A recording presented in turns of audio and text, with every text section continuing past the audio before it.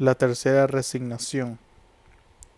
Ahí estaba otra vez ese ruido, aquel ruido muy frío, cortante, vertical, que ya tanto conocía, pero que ahora se le presentaba agudo y doloroso, como si de un día a otro se hubiera desacostumbrado a él. Le giraba dentro del cráneo vacío, sordo y punzante. Un panal se había levantado cuart- en las cuatro paredes de su calavera.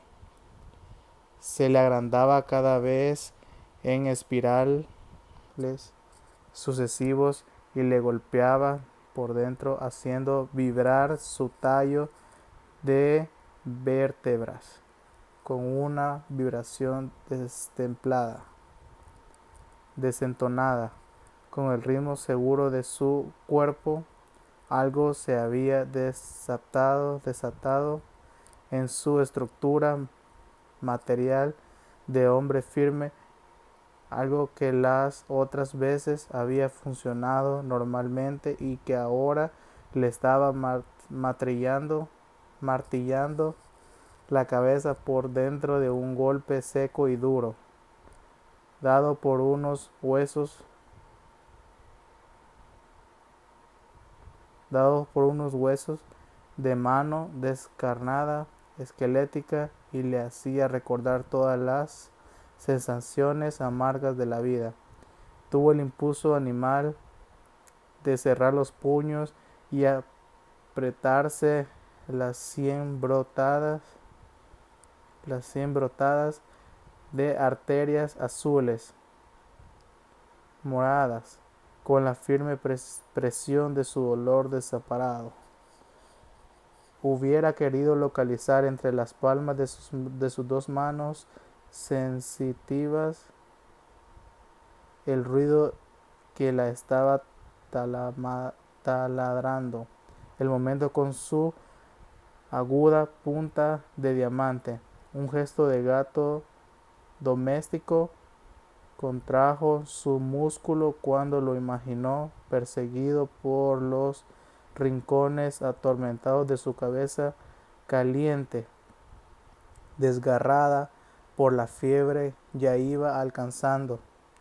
No, el ruido tenía la piel resbaladiza, intangible casi, pero él estaba dispuesto a alcanzarlo con su estrategia bien aprendida y apretarlo largas y definitivamente con toda la fuerza de su desesperación. No permitiría que penetrara otra vez por su oído, que saliera por su boca, por cada uno de sus poros o por sus ojos que se desorbitarían a su paso y se quedarían ciegos mirando la huida del ruido desde el fondo de su desgarrada oscuridad. No permitiría que él estrujara más sus cristales molidos, sus estrellas de hielo, contra las paredes anteriores del océano, del cráneo. Así era el ruido de aquel, interminablemente como el golpear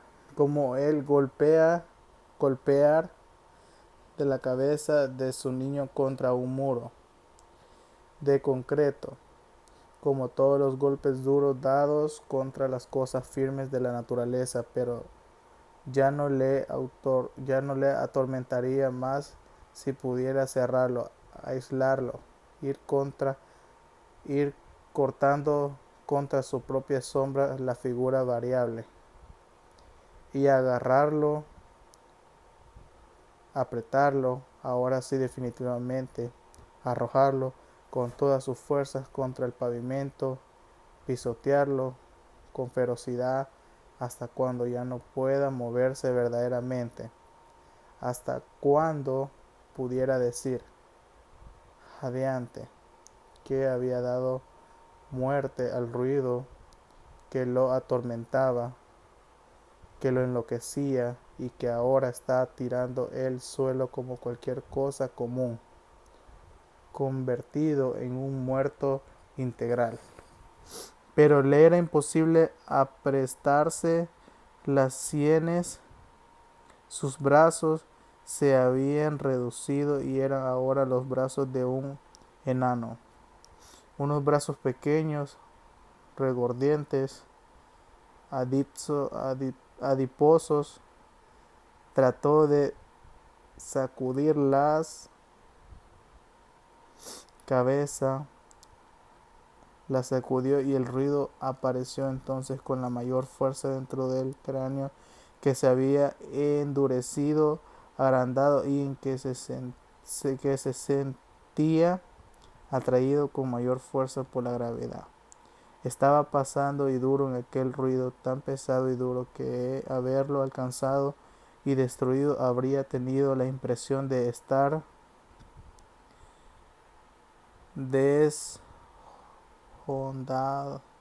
dejando de estar dejando una flor de plomo.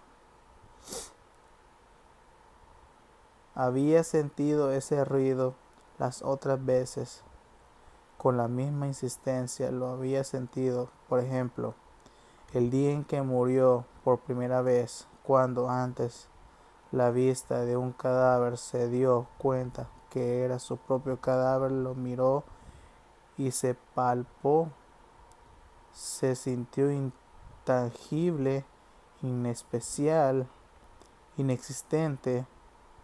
Él era verdaderamente un cadáver y estaba sintiendo ya. Sobre su cuerpo joven y enfermizo, él transitó de la muerte.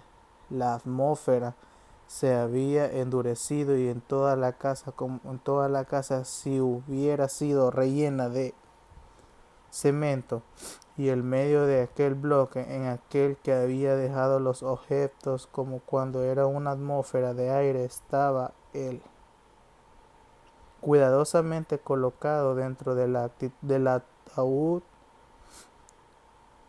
de un cemento duro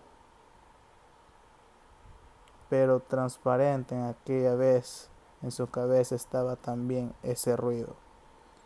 Qué lejanas y qué frías sentía las plantas de su país, de sus pies. Allá, en el otro extremo del ataúd, donde había puesto una almohada porque la caja le quedaría aún demasiado grande y hubo que ajustarlo, adaptar al cuerpo muerto de su nuevo y último vestido. Lo cubrieron de blanco y alrededor de su mandíbula apretaron un pañuelo. Se sintió bello, envuelto en su mortaja, mortalmente bello. Estaba en su ataúd, listo a ser enterrado, y sin embargo, él sabía que no estaba muerto, que si hubiera tratado de levantarse lo hubiera hecho con toda facilidad, al menos espiritualmente, pero no valía la pena. Era mejor dejarse morir ahí, morirse de muerte, que era su enfermedad. Hace tiempo en el médico había dicho a su madre secamente: señora, su niño tiene una enfermedad grave, está muerto. Sin embargo, prosigo, haremos todo lo posible por conservarle la vida más allá de su muerte. Lograremos que continúe sus funciones orgánicas por un complejo sistema de autonutrición. Solo varían las funciones motrices, los movimientos espontáneos.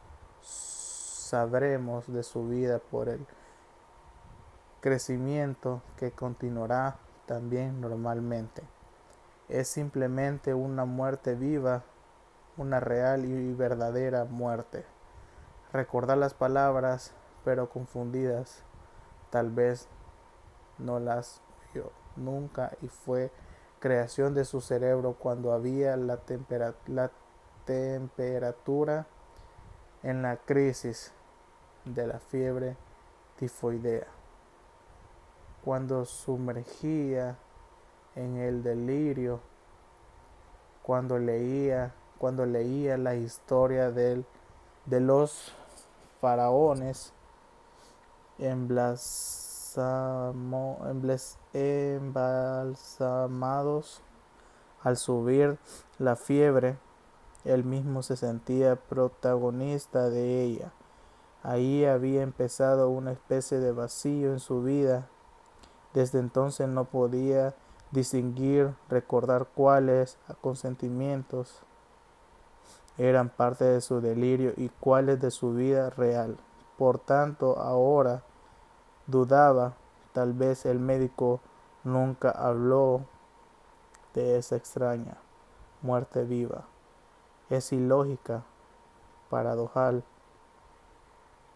sencillamente contradictoria, y eso lo hacía sospechar ahora que efectivamente estaba muerto de verdad, que hacía 18 años que lo estaba. Desde entonces, en el tiempo de su muerte, tenía 7 años. Su madre le mandó hacer un ataúd pequeño de madera verde, un ataúd para un niño, pero el médico ordenó que le hicieran una caja más grande, una caja para un adulto normal, pues aquella pequeña podría atroficar el crecimiento y llegar a ser un muerto deforme o un vivo anormal, o la detención del crecimiento impediría darse cuenta de la mejoría. En vista de aquella advertencia, su madre le hizo construir un ataúd grande para un cadáver adulto y le colocó 3 almohadas a los pies con el fin de ajustarlo. Pronto empezó a crecer dentro de la caja de tal manera que cada año podía sacarle un poco de lana a la almohada extrema para darle un margen al crecimiento. Había pasado así media vida, 18 años, ahora tenía 25 y había llegado a su estatura definitiva, normal. El carpintero y el médico se equivocaron en el cálculo e hicieron el ataúd medio metro más grande. Supusieron que él tendrá la estatura de su padre, que era un gigante semibárbaro, pero no fue así. Lo único que él heredó fue la barba poblada, una barba azul espesa que su madre acostumbraba a arreglar para verlo decentemente dentro de su ataúd. Esa barba le molestaba terriblemente en los días de calor, pero había algo que le preocupaba más. Ese ruido eran los ratones. Precisamente cuando los niños nada había en el mundo, en él le preocupaba más que le produjeran más terror que los ratones, y eran precisamente esos animales asquerosos que los habían acudido al olor de las bujías que ardían a sus pies. Ya habían roído sus ropas y sabía que muy pronto empezaría a roerlo a él, a comerse su cuerpo. Un día pudo verlo, eran 5 ratones lucios, resbaladizos, que subían a la caja por la por la pata de la mesa, que lo estaban devorando. Cuando su madre lo advirtiera, no quemaría ya él, sino los escombros, los huesos duros y fríos que más horror le producían. No era exactamente que se lo comieran los ratones. Al fin y al cabo, podrían seguir viviendo con su esqueleto.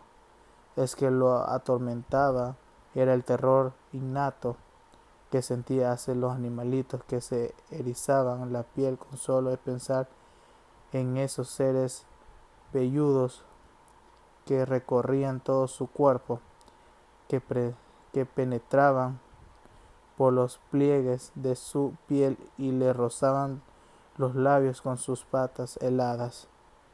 Uno de ellos subió hasta sus párpados y trató de roer su córnea. Le vio grandes, monstruosos en su lucha desesperada por taladrarle la retina. Creyó entonces una nueva muerte y se entregó todo entero a la inminencia del vértigo. Recordó que había llegado a la mayor edad. Tenía 25 años y eso significaba que no crecería ya más. Sus facciones se volverán firmes, serias, pero cuando estuviera sano no podría hablar de su infancia. No la había tenido. La pasó muerto. Su madre había tenido rigurosos cuidados durante el tiempo que duró la transición de la infancia a la pubertad. Se preocupó por la higiene perfecta del ataúd y de la habitación en general. Cambiaba frecuentemente las flores de los jarrones y abría las ventanas todos los días para que penetrara el aire fresco. Con qué satisfacción miró la cinta métrica en aquel tiempo cuando, después de medirlo, comprobaba que había crecido varios metros. Tenía la maternal satisfacción de verlo vivo. Cuidó asimismo de evitar la presencia de un extraño en la casa. Al fin y al cabo era desagradable y misteriosa la existencia de un muerto por largos años en una habitación familiar. Fue una mujer abnegada, pero muy pronto empezó a decaer su optimismo. En los últimos años la vio mirar con tristeza la cinta métrica. Su niño no crecía ya más. En los meses pasados no progresó el crecimiento 1 milímetro, ni siquiera. Su madre sabía que iba a ser difícil ahora encontrar la manera de advertir a las presencias de la vida en su muerto querido. Tenía el temor de que una mañana amaneciera realmente muerto, y tal vez por eso aquel día él pudo observar que se acercaba a sus cajas discretamente y olfateaba su cuerpo. Había caído en una crisis de pesimismo.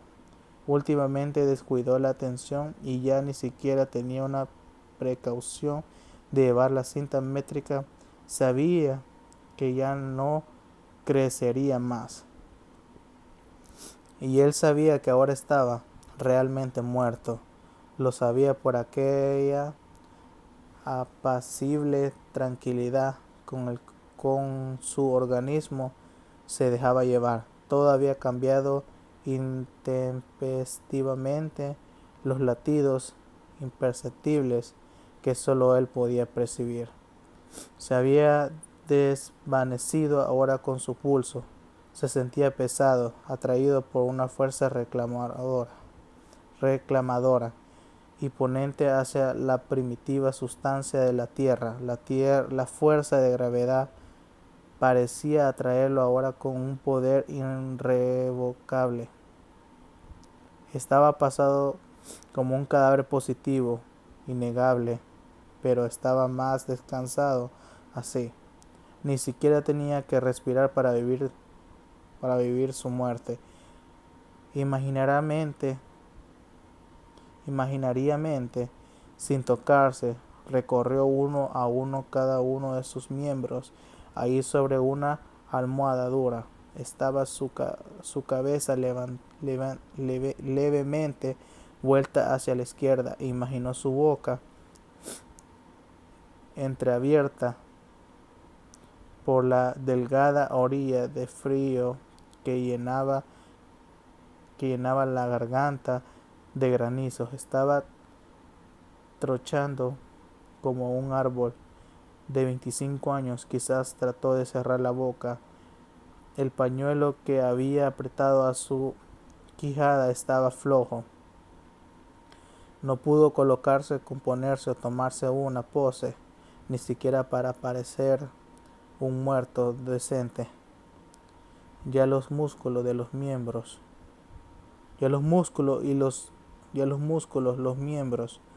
no acudían como antes puntuales al llamado de su sistema nervioso. Ya no era de 18 años atrás un niño normal que podía moverse a gusto. Sintió sus brazos caídos, tumbados para siempre, apretados contra las paredes acoginadas del ataúd, su vientre duro como una corteza de nogal, y más allá de las piernas íntegras exactas, complementado su perfecta anatomía de adultos.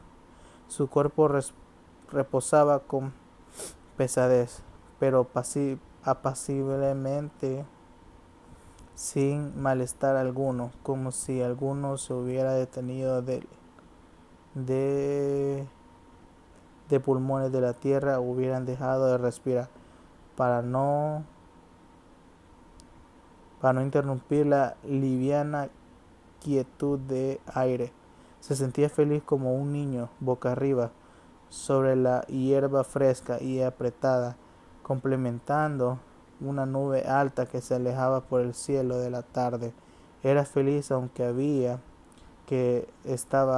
sabía que estaba muerto, que reposaba para siempre en su caja cubierta de seda artificial.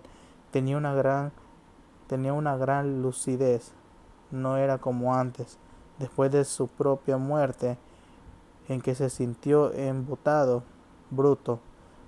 Las 4 bujías que le habían puesto en su alrededor suyo y que eran renovadas cada 3 meses, empezando a gotearse nuevamente precisamente cuando lo iban a hacer indispensable.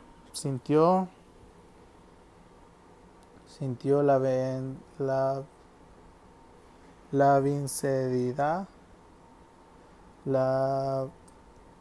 vecindad, que la frescura en las violetas húmedas que su madre había llevado en aquella mañana, la sintió en las azucenas, en las rosas, pero todas aquellas terribles realidades no le causaban ninguna inquietud.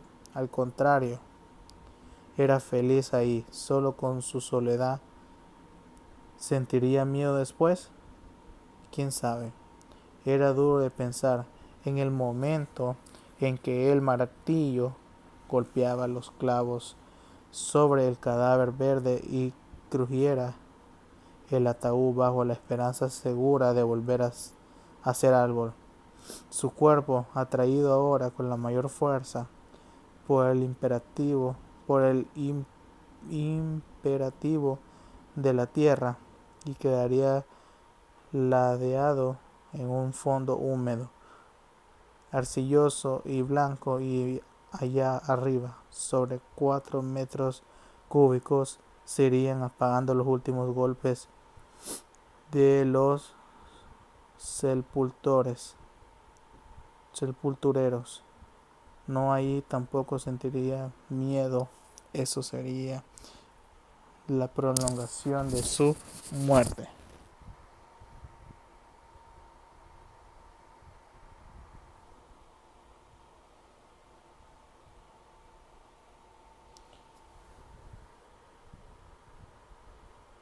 De su muerte. La prolongación más natural de su nuevo estado no quedaría ya ningún grado de calor en su cuerpo. Su médula se había enfriado para siempre y una estrellita,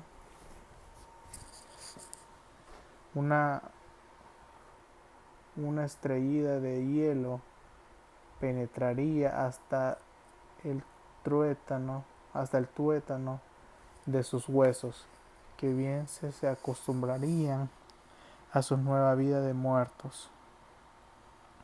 Un día, sin embargo, sentirá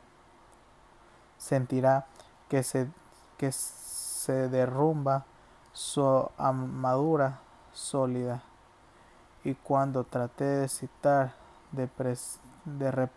repasar cada uno de sus miembros, ya no los encontrará. Sentirá que ya no tiene forma exacta definida y sabrá resignadamente que ha perdido su perfecta anatomía de 25 años, que se le ha convertido en un puñado de polvo sin forma, sin definición geométrica. El polvillo bíblico de la muerte. ¿Acaso siente entonces una ligera nostalgia de no ser un cadáver formal, anatómico, sino un cadáver imaginario, abstracto, armado únicamente en el recuerdo borroso de sus parientes?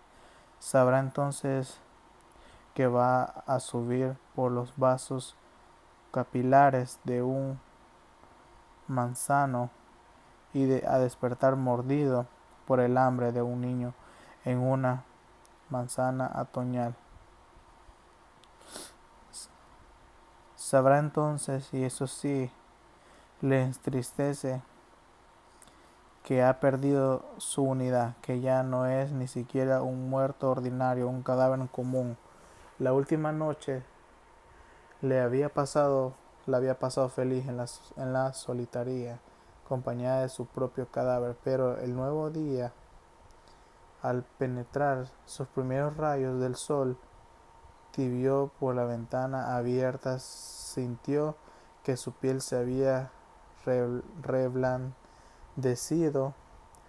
Observó un momento, quieto, rígido, dejó que el aire corriera sobre su cuerpo. No pudo dudarlo, ahí estaba el olor. Durante la noche de la cadaverina había empezado a hacer sus efectos. Su organismo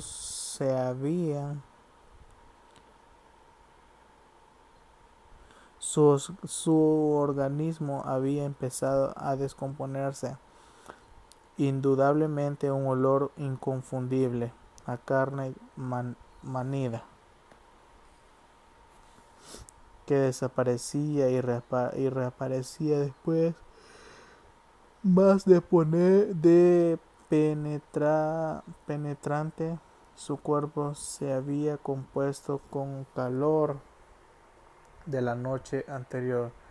Si se estaba pudriendo, dentro de pocas horas vendrá su madre a cambiar las flores, y después el umbral la azotaría el tufo de la carne descompuesta. Entonces si lo llevarían a dormir, su segunda muerte entre los otros muertos. Pero de pronto el miedo le dio una puñalada por la espalda. El miedo, qué palabra tan honda, tan, tan significativa ahora.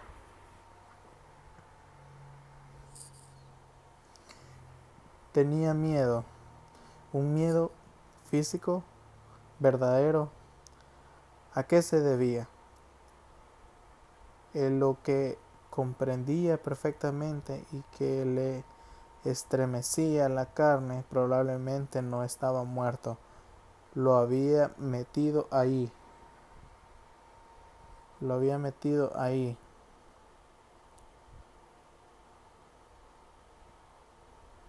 En esa caja ahora sentía perfectamente blanda, acolchonada, terriblemente cómoda, y el fantasma del miedo le abrió la ventana de la realidad. Lo iban a enterrar vivo, no podía estar muerto porque se daba cuenta exacta de toda la vida que giraba en su entorno suyo, murmurante del olor tibio de su heliotropos que penetraban por la ventana abierta se confundía con el otro olor. Se daba perfecta cuenta del lento caer del agua en el estanque de Grillo que se había quedado en el rincón y seguía cantando, creyendo que aún duraba la madrugada. Todo le negaba su muerte, todo menos el olor. Pero ¿cómo podía saber que ese olor era suyo? Tal vez su madre había olvidado el día anterior cambiar alguna de los jarrones y los tallos estaban pudriéndose, o tal vez el ratón que el gato había arrastrado hasta sus pies se descompuso con el calor, no el olor. No podía ser su cuerpo. Hace unos momentos estaba feliz con su madre porque creía estar muerto, porque un muerto puede ser feliz con su situación irremediable, pero un vivo no puede resignarse a ser enterrado vivo. Sin embargo, sus miembros no respondían a su llamado. No podía expresarse y era eso lo que acusaba el terror, el mayor terror de su vida y de su muerte. Lo que enterraría vivo podría sentirse, darse cuenta que el momento en que clavaran la caja sentiría el vacío del cuerpo suspendido en los hombros de los amigos, mientras sus angustias y sus desesperaciones se irían agrandando a cada paso de provocación. Inútilmente trataba de levantarse, de llamar con todas sus fuerzas desfallecidas, de golpear por dentro el ataúd oscuro y estrecho para que supieran que aún vivía. Que iban a enterrarlo vivo sería inútil. Ahí tampoco respondieran sus miembros al urgente y último llamado de su sistema nervioso. Oyó ruidos en la pieza contigua. ¿Estará dormido? Habría sido una pesadilla toda esa vida de muerto, pero el ruido de la vajilla no continuó. Se puso triste y quizás tuvo disgusto por ello. Hubiera querido que todas las vajillas de la tierra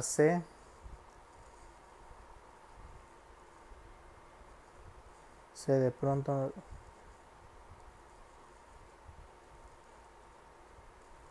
pronto notó que se le había derrumbado su belleza,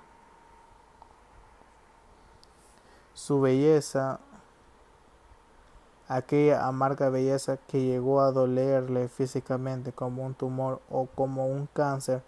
Todavía recordaba el peso de ese privilegio que llevó sobre su cuerpo durante la adolescencia y que ahora había dejado caer a quién sabe dónde, con un cansancio resignado, con un último gesto de animal decadente Era imposible seguir soportando esa carga por más tiempo. Por más tiempo había que dejar en cualquier parte ese inútil adjetivo de su personalidad, ese pedazo de su propio nombre que a fuerza acentuarse había llegado a sobrar. Sí, había que abandonar la belleza en cualquier parte, la vuelta de la esquina, en un rincón suburano, o dejarla olvidada en su ropero de un restaurante de segunda clase como un viejo abrigo inservible. Estaba cansada de ser el centro de todas las atenciones, de vivir ascendida por los ojos largos de los hombres. En la noche, cuando clavaba en sus párpados los alfileres del insomnio, hubiera deseado ser mujer ordinaria, sin atractivos dentro de las cuatro paredes de sus habitaciones. Todo le era hostil, desesperaba, sentía prolongarse la vigilia por debajo de su piel,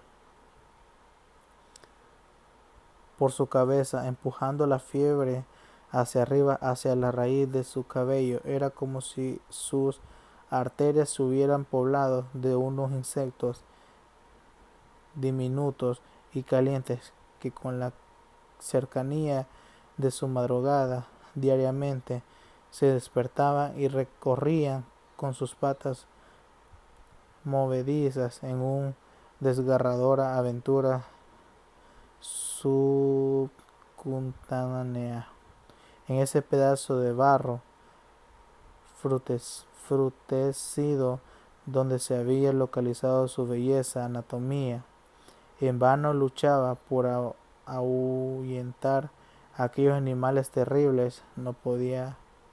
Eran parte de su propio organismo, habían estado ahí vivos desde mucho antes que su existencia física, venía desde el corazón de su padre, que los había alimentado dolorosamente en sus noches de soledad desesperada, o tal vez habían desembocado a sus arterias por el cordón que la llevaba atada a su madre desde el principio del mundo. Era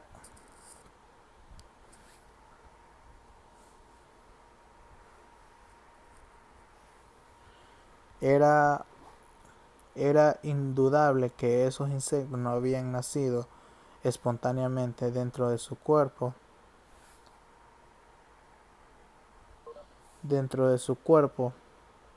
Ella sabía que venía de atrás de todos los que llevaron su apellido, tuvieron que soportarlos, que tuvieron que sufrirlo como ella cuando el insomnio se hacía invisible hasta la madrugada.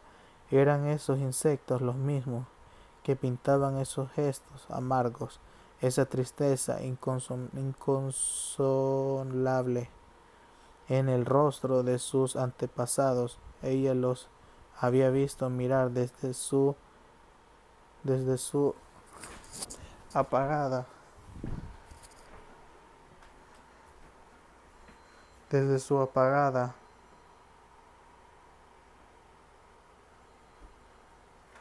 desde su apagada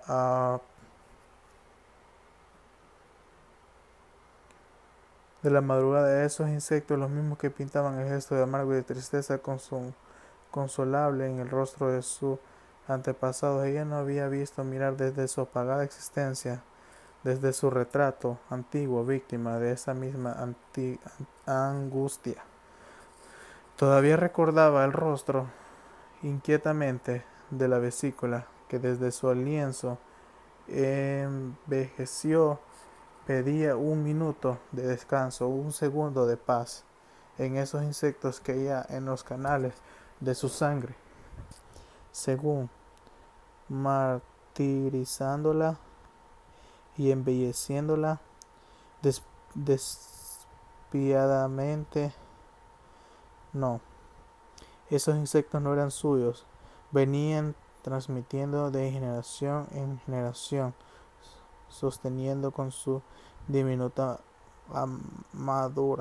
armadura todo el prestigio de una casa selecta, dolorosa, selecta. Esos insectos habían nacido en el vientre de la primera madre, que tuvo una hija bella, pero era necesario, urgente, detenerse. Esas herencias, alguna tenía que reunirse a seguir transmitiendo una belleza artificial. De nada valía a las mujeres de su estirpe admirarse a sí mismas al regresar del espejo.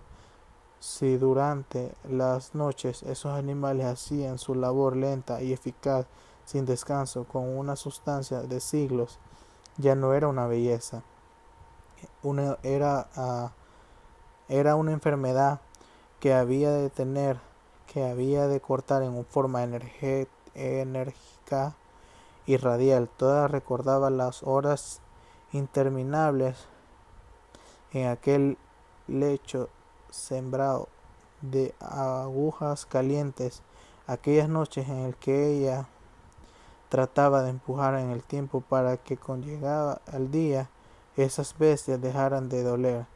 Eso que serviría en una belleza así, noche de noche, hundiendo su desesperación. Pensaba que más le hubiera valido ser una mujer vulgar a ser un hombre, pero no tener una virtud inútil, alimentada por insectos de remotos orígenes que le estaban precipitando la llegada irrevocable de la muerte. Tal vez sería feliz si tuviera el mismo desgarbo, esa misma fealdad desoleada de su amiga checoslovaca, que tenía un nombre de perro. Más le hubiera valido ser fea para tener un sueño apacible como el que cualquier cristiano maldijo a su antepasado. Ellos tenían la culpa de su vigilia.